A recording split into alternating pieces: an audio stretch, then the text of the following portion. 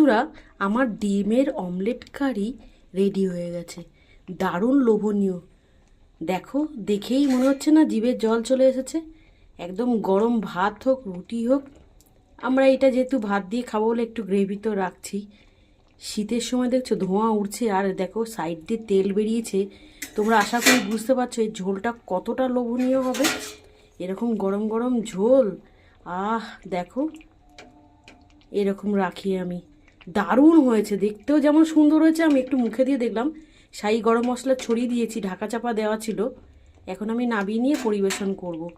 5 minute Dhaka চাপা দিয়ে রেখেই গরম গরম ভাত, রুটি, যা দিয়ে খেতে চাইছো সব কিছুই দিয়ে অসাধারণ লাগবে।